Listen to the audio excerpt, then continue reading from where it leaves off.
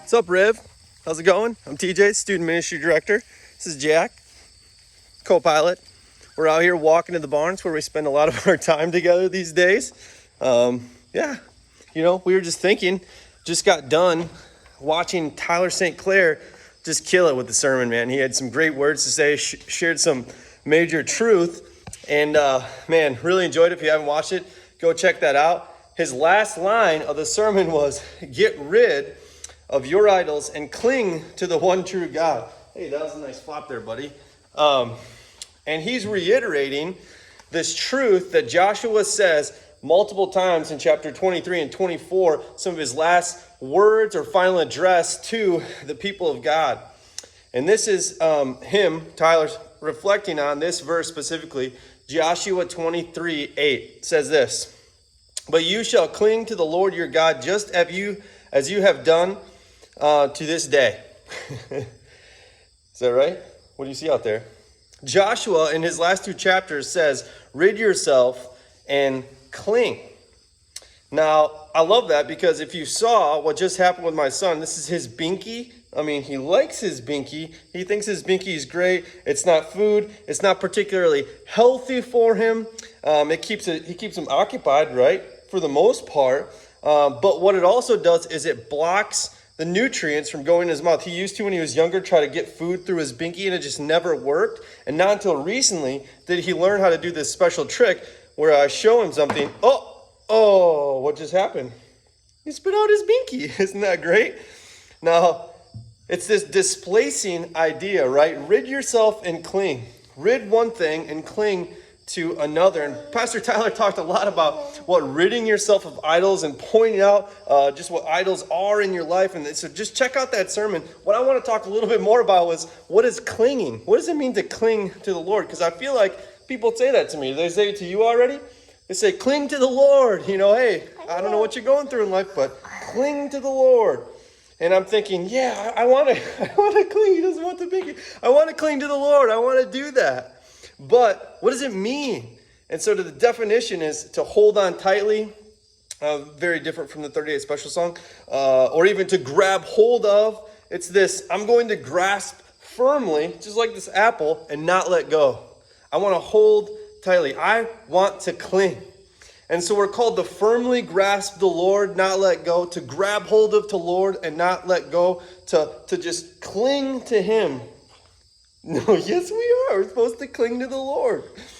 And so, it's funny. I told my wife about what I was going to talk about during this teaching, right? This one more thing video. And I was talking about getting clingy. And she goes, whoa, you don't want to do that. That's not a good thing. And I'm like, yes, exactly. Like in every human relationship, to get clingy, to be clingy is just, that's not a good thing, right? Because I think we are meant to be clingy with the Lord. To rid yourself and cling. And we need to be clingy with the Lord, right? I mean, I'll reiterate the quote from Calvin. Our hearts are idol factories, which means the world around us, our flesh, our heart, they're consistently working, pumping things down a line to pull us in to a loving embrace, right? That's not really very loving. It's the binky effect, right? There's nothing there for you, really. And what we need to do is be combating that with the loving embrace and the truth of God and what he thinks about you, how he sees you, how you see him, really. And it's funny, there's one other place in the New Testament that really talks about being the word cling, and it's from Hebrews 12:1. There might be a couple other ones, but this is a major one, a well-known verse, and it says this, "Therefore, since we are surrounded by so great a cloud of witnesses, let us lay aside every weight and sin which clings so closely, and let us run with endurance the race that's set before us." Do we want to run the race? Then guess what? We simultaneously are fighting this battle where we are trying to cling to God as sin is trying to cling to us. And so it's our job to cling harder, like by the strength of the Lord. Cling to the Lord. Be a stage 5 clinger, right? Cling to him. What does it mean to cling though, right? So still, just coming back to that first question because, yeah, okay, what does it mean? This is what it means, hold tightly. But what does that actually mean in my life? Because guess what? I'm a dad, hanging out at the pole barn with my 9-month-old. Sometimes he's happy, other times he's not, right? I mean, when his teeth hurt, he gets ornery, he starts crying, and he cries and cries and cries, and he poops his pants. Sorry, I didn't mean to say that in front of everybody. It just gets difficult, right? And then he's not sleeping, then we're not sleeping, my wife's not sleeping, I'm not sleeping, tensions are high. Have you ever been the type of person that your kid screams and then you go, ah, right back? You're like, who's the kid here? Who's the adult, right?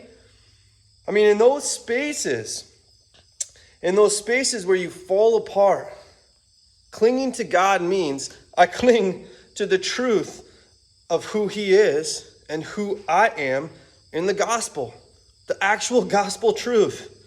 I begin to see and let him change me by what is actually true. Yeah, it's embarrassing how a baby, as cute as this, can emotionally break me, or a family member, or a loved one, or you say the words that break someone else.